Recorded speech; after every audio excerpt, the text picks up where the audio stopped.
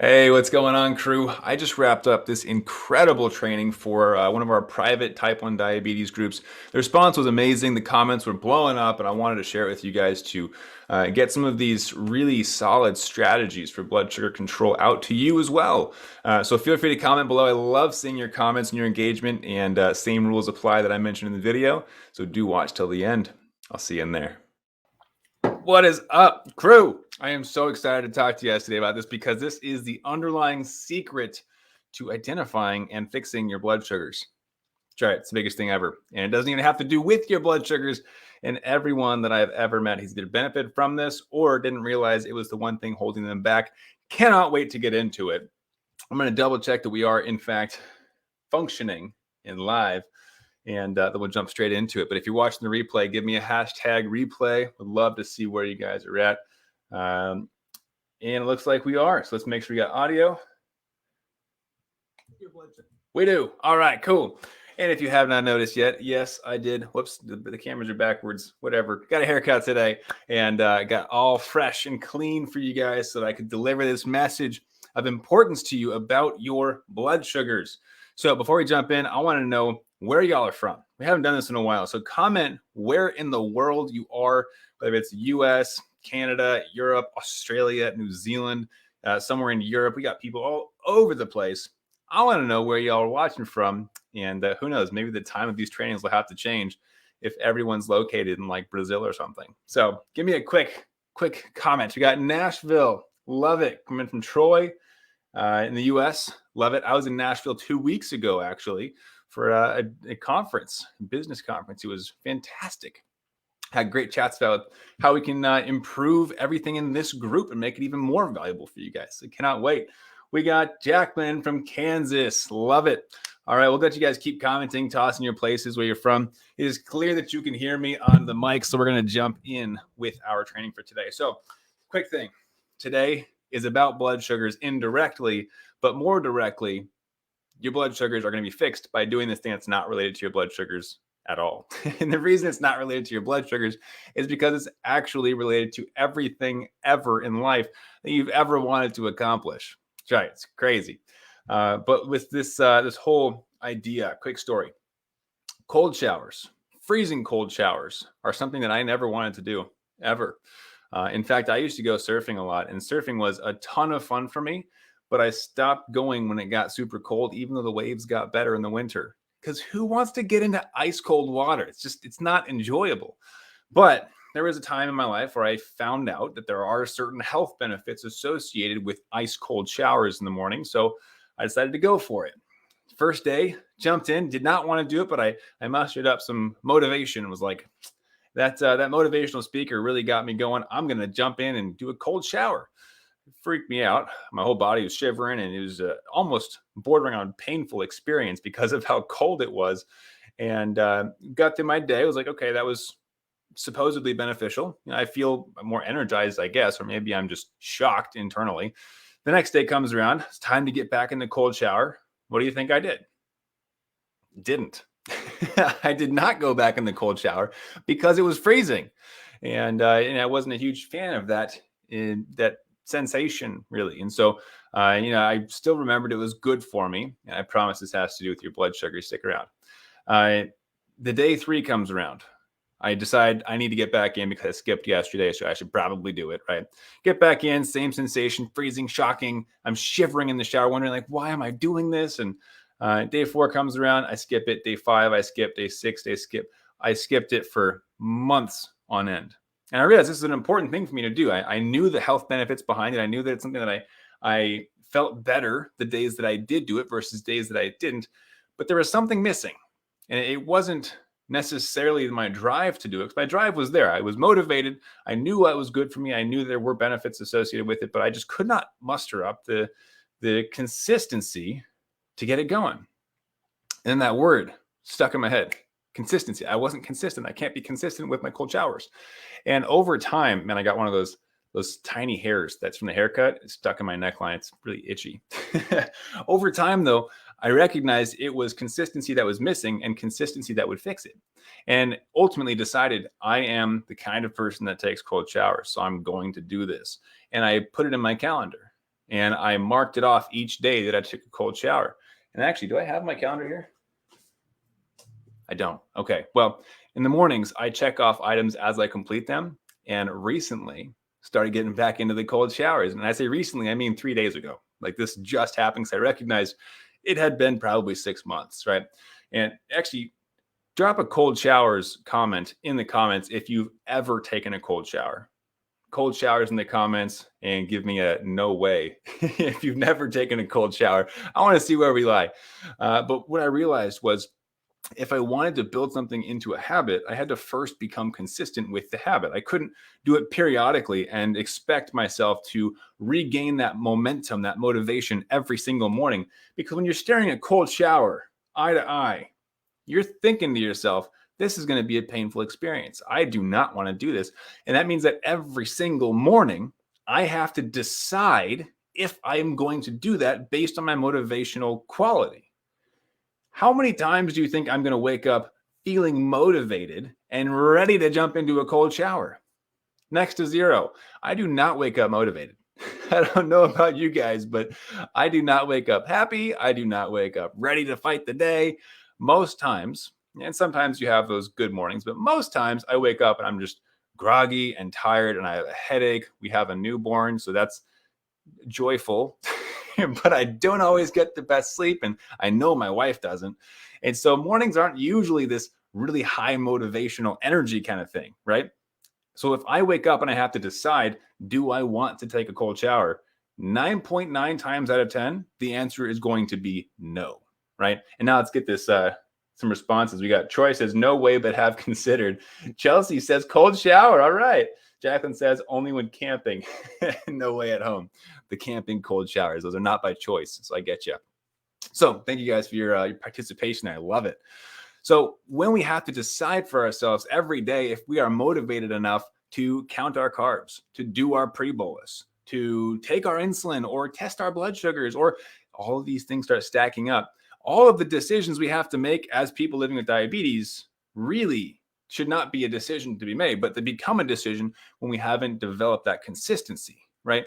If we haven't decided beforehand that, yes, I am the kind of person that pre-boluses every time I eat, right? If you haven't decided that beforehand and built it into a consistent habit, a routine, then you have to decide in that moment, is it worth taking the time to pre-bolus right now, even though I'm at a restaurant with my friends? Do I want to make them wait, or do I want to be the weird person that's not eating their food right now? No, I'm going to eat my food right away. What happens to your blood sugars, though? Takes off like a rocket into space, right? It's not going to work because you haven't built it into a consistent habit. But that's very difficult to do without the proper setup, right? So we look at how do you build things into a consistent habit, into a routine. There's all these books out there that say it's going to take 21 days or 18 days, all these different schools of thought on how many days it takes. It's not about the days. It's about the prioritization. See, the thing is you can develop consistent habits by day 2. If you've made the choice to continue doing it and build it in a consistent habit based on the type of person that you identify as. So if I identify as the type of person that brushes my teeth every night, I'm going to do it, right? Because that's the kind of person that I am. Not necessarily giving myself a choice, just saying I'm the kind of person that does X, Y, Z. And that's one of the secrets that I've been able to squeeze into my diabetes management. I am the kind of person that pre-boluses every time that I need to, right? And I say that I need to because not every meal needs a pre-bolus. All right. Every meal is different. I want you guys to know that every single day with diabetes is something different. We have to have our thinking caps on, right? But that aside, your consistency is developed by a prioritization of those choices that you make. So if you decide something is a priority and then you tell yourself, I am the kind of person that does X, Y, Z, then you can do that and not make it a decision that you have to make every single day. See, decision fatigue is a very real thing. And actually that I do have close by. Here it is. Here's a book recommendation for all my readers out there. I've been reading this book recently. I'm probably going to do a podcast on it in the near future, but it is a heavy read, semi-boring, but the topic itself is fantastic. It's called Thinking Fast and Slow. All right. It's by Daniel Come on, whatever. Long story short, it's about decision fatigue, how we make decisions, what goes into our mind every time we try to make a decision, and the different ways we think through daily life. And with diabetes, there's an average of 180 decisions being made every single day by each and every one of us, right? If I have to decide if it's a priority 180 times per day, what are the chances that I decide it is a priority 180 times per day? Zero or very little, right? I'm probably not going to do every single thing that I'm supposed to do because I'm going to get worn out. So, first secret here, develop consistency if you hope to see consistent blood sugars. Now, there is a shortcut here, and that is that consistency will always yield consistency. What does that mean? Long story short, if you eat the same thing at the same time, the same structure of every single day, and you live the same day, copy and paste every single day for the rest of your life, your blood sugars are also going to be more consistent. Like that's going to happen. That's why decades ago, that was the diabetes plan. You eat the same food at the same time every single day, take the same amount of insulin, and you'll probably survive, right? It's because consistency will always yield consistency. But most of us want more out of life. And so we want to look at how do we get the stable blood sugars without having to live the same day over and over again. Well, first you have to develop consistent habits. You have to put the work in. And sometimes those habits require being a priority, right? Because they aren't fun. Pre-bolusing, not fun. Counting your carbs, not fun. Living with diabetes in general, oftentimes not fun. But if you're able to make it a priority, it gets a lot easier. Those consistent routines become second nature. You don't have to think about it. There's less decision fatigue. It's not based on your motivation to take care of yourself because it's already built into you, like brushing your teeth or taking a shower. Does that make sense so far? Give me a yes in the comments if that makes sense. Real quick. I want to make sure you guys are following before I jump into the final component for today. I'm going to sip my coffee. See? Consistency. I have coffee every single time I do these, these lives. And sometimes I'll tell you, sometimes consistency does not benefit you, right? I consistently used to have dessert every single meal, not just after dinner, every meal. I found a way to squeeze in dessert. That's not something that served me well, right? All right, we got Jacqueline says following. All right, we know Jacqueline's paying attention. Good job, Jacqueline. Everybody else, you need to catch up to Jacqueline's level. So, okay, Bev says yes. There we go. So our consistent natures, right? It can be positive, it can be negative, it can be neutral. But what we want to look at is how do we develop consistent routines surrounding things that are going to support healthier blood sugars. So what are some things that we can do today to start becoming the type of person that has consistent pre-bolus habits, that consistently counts carbs, that, insert XYZ thing that you're currently struggling with that would benefit your blood sugars, right? Got some more comments coming through. I see Jacqueline's laughing. I love it.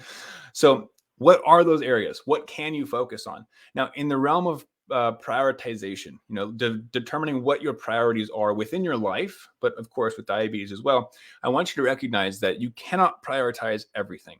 And this is coming from someone who consistently tries to prioritize everything. In fact, I was talking with my wife earlier today. Literally, she was like, you can only focus on one thing at a time. And I was like, well, one thing for each area of life. So like 5 priorities. And she was like, no, that's not how it works. And I was like, well, like relationships, business, health, fun, like all these priorities. And she's like, if you have multiple priorities, one naturally suffers. And we have these great conversations back and forth. And we have different people we listen to. They have different trains of thought. And ultimately, I did agree with her and said, you know what, you're right. If I am 100% focused on business and on serving my audience, which that's you guys, the diabetes population. If I'm 100% focused on you, then yes, my relationships will suffer because I will be staring into this camera all day long going, hey guys, what's going on? Good to see you again. And she'll be over in the corner saying, Matt, we miss you. So I realized that she is correct in this statement that you cannot prioritize multiple different areas of your life. Similarly, you can't prioritize, at least not in the beginning, every single component of diabetes because there's so many variables. They're all over the place, right? the temperature, hydration, sleep, exercise, your hormones, the type of insulin you take, the timing of the insulin you take, all of these different components come into play. So you can't prioritize all of those on day one, right? I don't care if you're the type of person that controls everything, because your brain does not function that way. You have to determine what the priorities are. So we have to look at what are the priorities that we can focus on right now. So what I want you to start thinking about right now, and this is your action item for today. Okay, we're not going to call it homework because most people don't like homework. Your action item for today is looking at the big picture. Like if you're in the weeds with your diabetes, zoom out, look down from below or from above, and say, where do I see an easy win? Where can I make some adjustments with my diabetes? There it is. I don't pre-bolus, right? There it is. I stopped exercising 2 years ago. There it is. I should go for walks after meals to help lower my blood sugars, right? Figure out what something is a quick win in your life with diabetes looks like. Prioritize it. This is today. You have to do it today. You cannot push it off until tomorrow. Oh, but I want to have dessert after dinner. Prioritize it today, whatever that looks like for you.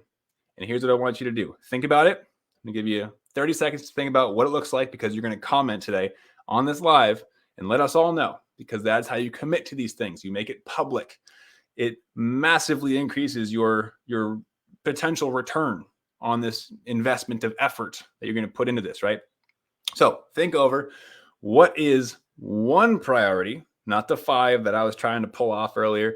What is one priority that you can do with your diabetes that you can focus on, that by next week, you will likely see at least some level of return on your investment of effort? All right. Think about it. I want you to type it into the chat right now.